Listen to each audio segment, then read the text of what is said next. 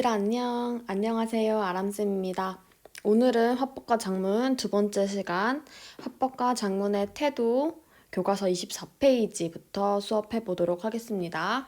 우리 지난 시간에 했던 것처럼 교과서 본문 내용 어렵지 않으니까 혼자 먼저 읽어보고 선생님이랑 소단원 정리 먼저 한 다음에 학습 활동으로 정리할게요. 잠깐 멈췄다가 본문 읽고 35페이지로 넘어갑니다. 자, 35페이지. 방금 읽었던 내용 바탕으로 같이 정리를 해보면 화법과 작문의 태도 첫 번째, 화자와 필자의 사회적 책임과 의사소통 윤리, 그래서 바람직한 태도 세 가지가 등장하고 있었죠. 그래서 그 내용 정리 한번 같이 해볼게요. 본문 안에서 첫 번째는 말과 글의 영향력을 고려해서 책임감 있게 표현하는 태도가 필요하다. 그래서 말과 글의 영향이 특히 부정적 결과를 초래하는 경우에 유의해서 유언비어 이런 것들 주의해야 한다라고 얘기하고 있는 부분 본문에 있었고, 두 번째는 상대방을 배려하고 존중하는 태도로 말하거나 글을 써야 한다. 그래서 특히 비속어나 차별적인 말들 조심해야 한다. 이런 말들은 결국 타인에게 상처나 갈등을 유발할 수 있다. 그러니까 조심해서 존중하는 태도로 말해야 한다. 이런 내용들 언급되고 있었고, 세 번째는 다른 사람의 저작물을 존중해야 한다. 그래서 다른 사람 거를 출처를 밝히지 않고 그냥 쓰는 표절 유의해야 하고, 그리고 인용을 출처를 밝힌다고 하더라도 이게 허락을 받지 않고 사용하는 경우에는 필자의 지식재산권 침해하는 경우일 수도 있다. 이런 내용들 나오고 있었습니다. 그 다음에 두 번째는 화법과 작문의 가치와 의사소통의 진정성에 대해서 나오고 있었는데, 여기다 빈칸 채워보면 거짓이나 과장이 없는 진실한 표현을 사용하고 이를 행동으로 옮겨야 한다. 그래서 이거를 언행일치라고 하죠. 언행일치의 태도가 중요하다. 이거는 우리가 일상생활에서도 느낄 수 있는 거죠. 그래서 말은 되게 번지르르하게 하는데 행동이 그게 따라오지 않는 사람이랑 의사소통을 한다면 우리가 인간관계에서 그런 좀 부정적인 영향을 미칠 수가 있겠죠. 왜냐면 우리는 말이나 글을 통해서 다른 사람과 교류하고 감정을 나누고 하는 거니까. 이해됐죠?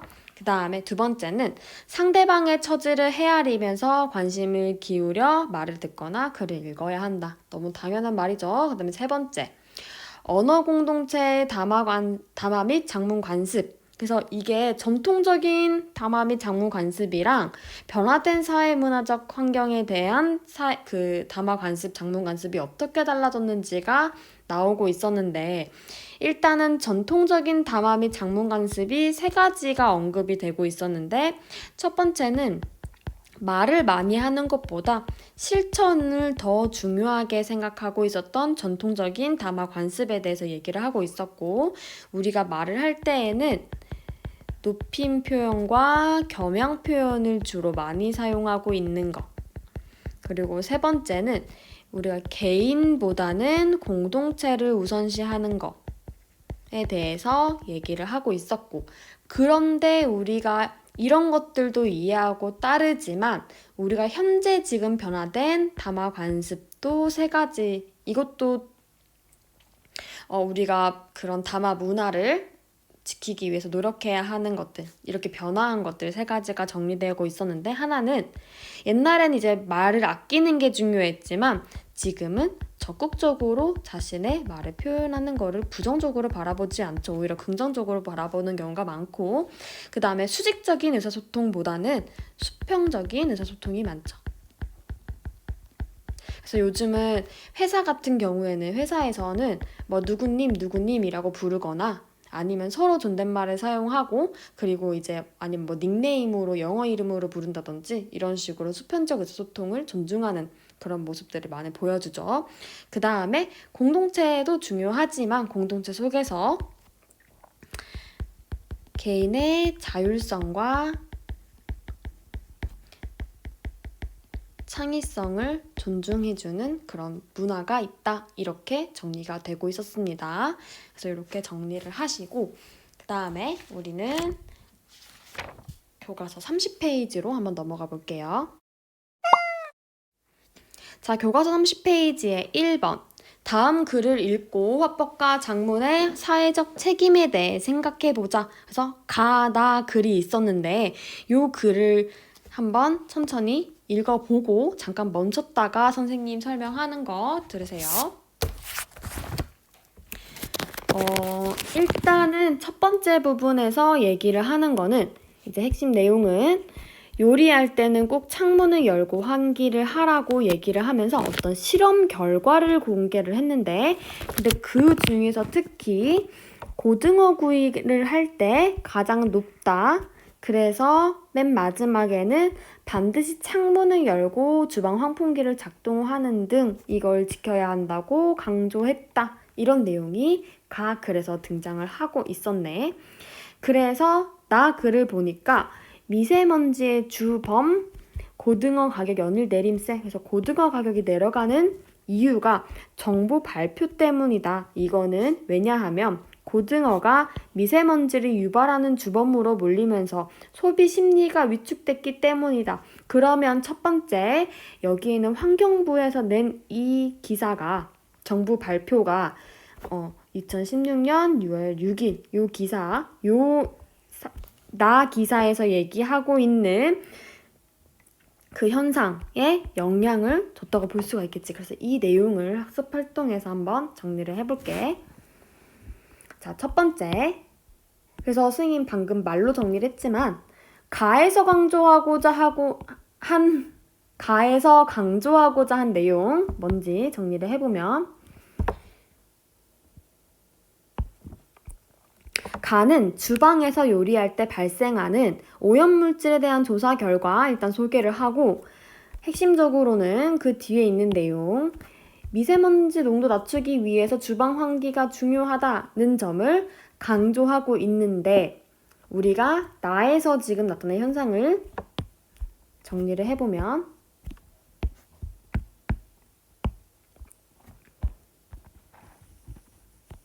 가의 보도자료가 언론이 이 보도자료로 기사를 작성할 때 지금 이거를 접한 대중들은 이렇게 느낄 수가 있었다는 거야. 고등어가 미세먼지를 유발한다. 이게 더 핵심적인 내용으로 받아들여질 수가 있었다는 거지.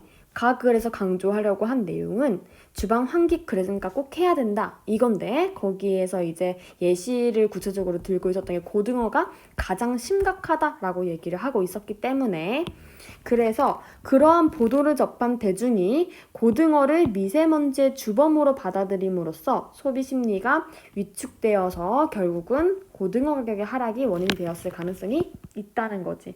그래서 이러한 문제점을 글쓰기의 사회적 책임과 관련지어서 얘기를 해보면 글을 쓸 때에는 글이 미칠 사회적 영향력을 고려해서 책임감 있게 글을 쓰는 태도가 필요하다는 거지.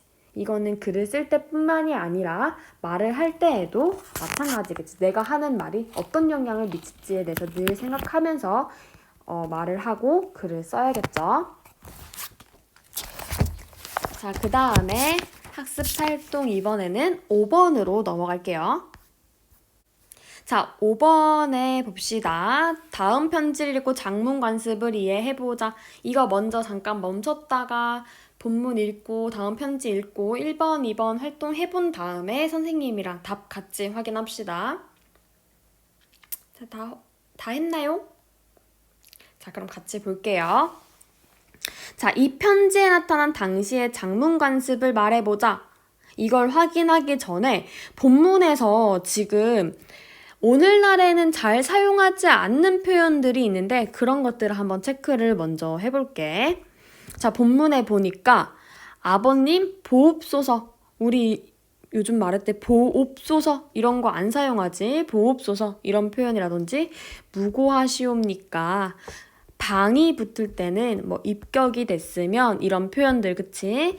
뭐 동무, 그다음 조선적으로 이런 표현들이나 마지막 부분에서 소자 땡땡 드림 이렇게 한 이런 표현들이 지금 선생님 보라색으로 표현한 부분들이 오늘날에 잘 사용하지 않는 표현들이지.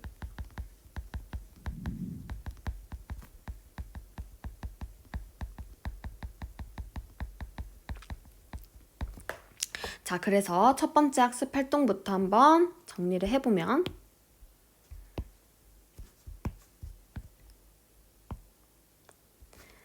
자, 일단은 이 편지에 나타난 당시의 장문 관습을 생각을 해보면 오늘날 같은 경우에는 우리가 편지 같은 걸로 이렇게 부모님한테 의견을 전달하거나 내가 하고 싶은 말을 한다기보다는 주로 그냥 카톡으로 얘기를 하거나 뭐 전화로 얘기를 하거나 할 텐데 오늘날과 달리 손으로 직접 쓴 편지라는 거. 그래서 이 편지글의 장문 관습에 따라서 처음과 끝 부분에 상투적인 표현이 들어가고 있는 거야.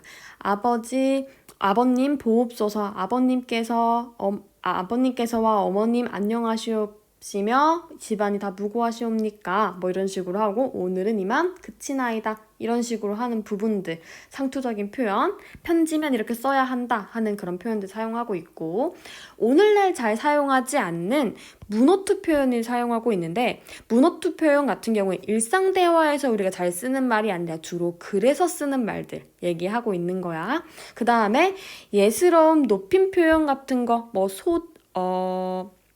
예스러운 높임 표현 같은 거 하옵니다 이런 것들 사용하고 있고 그 다음에 겸양 표현 같은 경우에는 소자 이런 표현들 사용하고 있지. 소자 이런 표현들 사용하고 있고 그 다음에 한자어 표현 중요해서 다른 색깔이 된 건 아닌데 한자어 표현 같은 거 사용하고 입격 이런 단어들 사용하는 관습이 나타나고 있다. 이렇게 정리를 할 수가 있겠죠. 지금이랑 굉장히 많이 다르지. 그 다음에 오늘날 만약에 맞게 고쳐 쓴다면 어떤 부분이 어떻게 달라질까? 이거는 그냥 우리가 부모님한테 만약에 편지를 쓴다면 이렇게 생각을 해보면 되겠지. 뭐 정답이 딱 있는 건 아니지만 일단 일반적으로는 오늘날에는 일단은 부모님한테 편지를 쓰기는 하겠지만 우리 반 친구들 보니까 손으로 편지를 서로 주고받고 이렇게 하는 거를 되게 좋아하는 것 같긴 하더라고. 근데 우리가 일상에서는 되게 그냥 카톡 같은 거 보내거나 그치? 뭐 문자 메시지로 거의 즉각적이면서 수시로 연락할 수 있기 때문에 상투적인 인사말 같은 거를 생략하고 잘 안 쓸 것 같아. 그치? 그리고 문어체 표현보다는 주로 구어체를 사용하면서 용건만 간단하게 전달하지 않을까? 그리고 여기에 있는 예스러운 높임 표현이라든지 이런 것들을 좀 바꿔서 오늘날에 더 많이 쓰는 어휘로 표현을 좀 바꾸지 않을까? 그리고 이모티콘 등을 좀 더 사용하는 부분도 있을 거다라고 정리할 수 있겠죠. 그래서 오늘 내용들도 그렇게 어렵지 않았지. 교과서에다가 학습활동 내용들 정리를 하시고 우리가 내일 금요일 날은 우리가 뭐 할 거냐면 여기 있는 학습활동들 3번이랑 학습활동 4번 이거 활동해서 단톡방에 공지할 테니까 요 내용들 준비하시면 됩니다. 여기까지 듣느라 고생 많았어요. 다음 시간에 봅시다.